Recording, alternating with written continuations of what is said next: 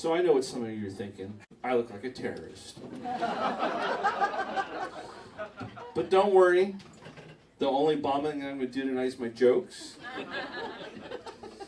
Up here, I look like pro-Hamas. Down here, I'm pro-hummus. But recently, I've been told that I look like Kramer from Seinfeld. Whew, yeah, right. I mean, I don't know what's worse, looking like a terrorist. You know, terrorists kill people, that's kind of bad. Or Kramer, because Kramer got really pissed off and called a bunch of people the N-word. I'm like, oh, it's not good. The ironic part, I'm half black. I'm half black, and I look like a terrorist and a racist. The thing with being half black, and people don't think I look half black, is I have to prove it to them. They're expecting a zebra, basically, black and white stripes. So I have to prove it to people, and I get all these kind of crazy questions and requests. They're like, "You're half black? Well, whip your dick out, let's see." And I'm like, unfortunately, my bottom half is the white part. And they'll say, like, "Well, you got to be good at hoops." And I'm like, again, see answer number one, not that good. However, if anyone plays Dungeons & Dragons, I can roll a mean 20-sided dice. Yeah, I have to deal with a lot of questions, because a lot of people think since I'm half black, I'm like the sole representative for millions of people. I kind of feel like Dr. Spock or Mr. Spock on Star Trek. However, he had pointy ears, so he didn't have to whip his dick out for anybody. However, I do get questions a lot. I get questions like, "Well, can I say the N-word?" I'm like, "No, you can't say the N-word. And if you do, I have to hit you upside the head with the chair of justice."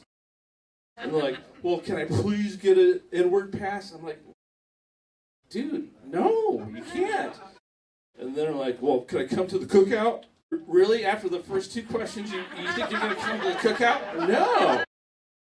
And the other question that I get is, well, I fucked it. What's wrong with raisins and potato salad? Everything. Now I have to go get my chair. I also get this question a lot, and they're like, "Well, since you're half black, do you get to say the N-word, but only half as much?"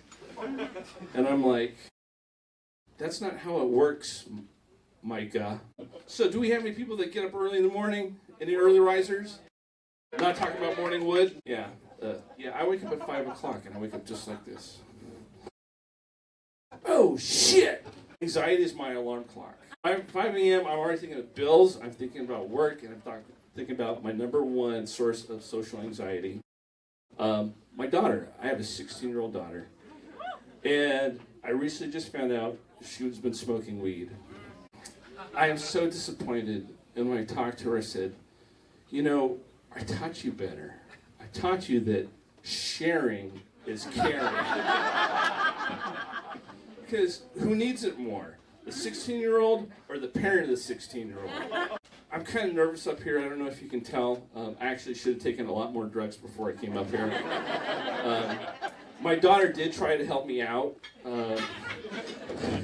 She offered to sell me some gummies, and I said, "Oh, great. Are they CBD?" She said, "Dad, they're better.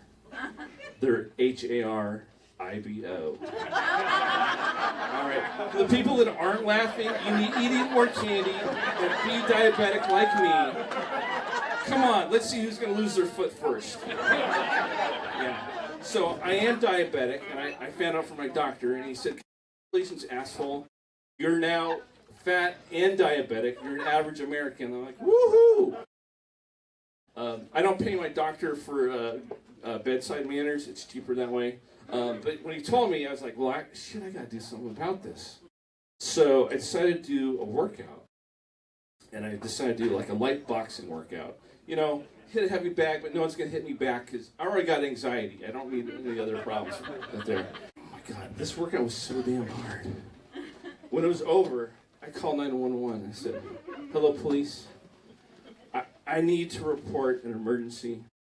I need to report an attempted murder. My trainer tried to kill me."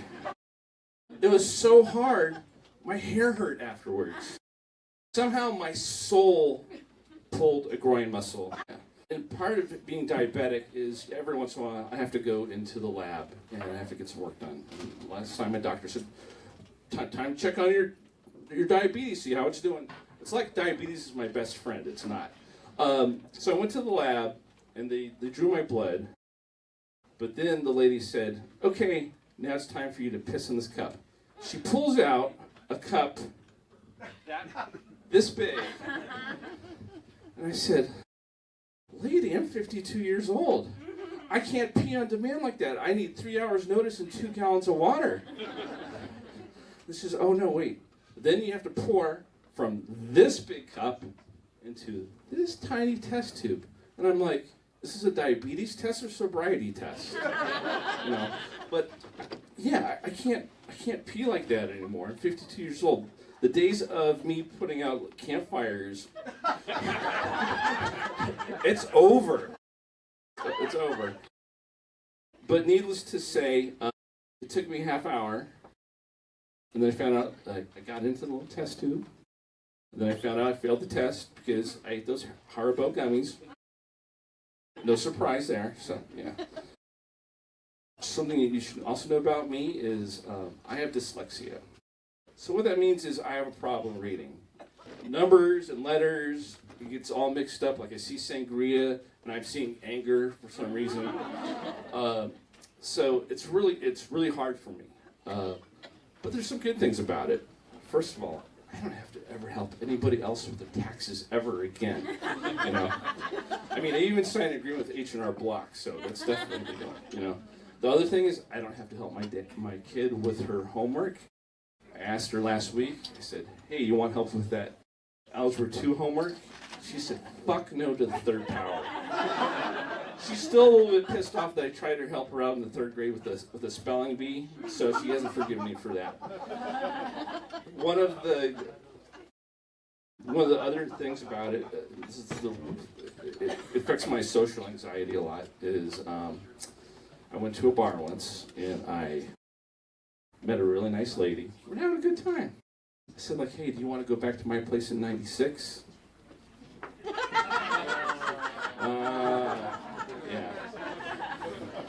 Yeah. So, you know, that's so good.